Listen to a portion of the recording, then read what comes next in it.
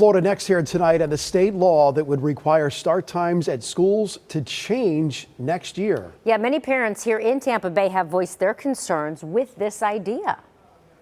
Why are we changing the school times? The school times work perfect now, so it's like, don't change the school times. I think starting later gives the parents more flexibility. Kind of like a little wishy-washy on it.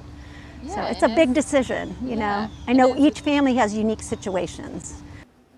Well, lawmakers apparently are now starting to think that might have been a mistake. That's right. And new tonight, our Capitol reporter for Saunders is looking into why many are now changing their mind.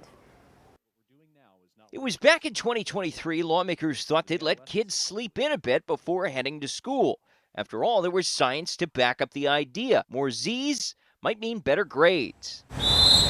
They passed this, HB 733, which said by 2026, public and charter middle schools couldn't start before 8 a.m. High schools, 8:30 a.m.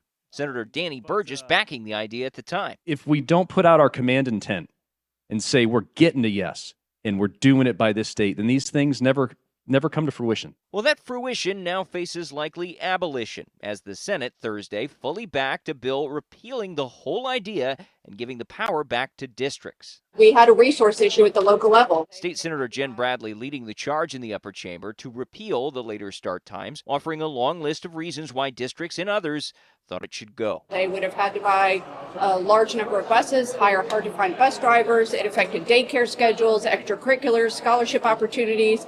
The amount of those obstacles were growing financially and otherwise.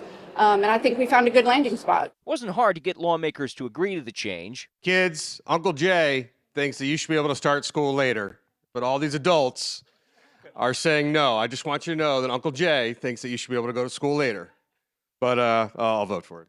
Some had been hearing frustrations firsthand. I was visited by my local school district who, can't stand what we did a few years ago. And it's a lot for the legislature to admit that maybe they made a mistake. Even the old bill sponsor, Senator Burgess, relented that maybe his 2023 idea was too much too soon. The science does prove that Uncle Jay is right.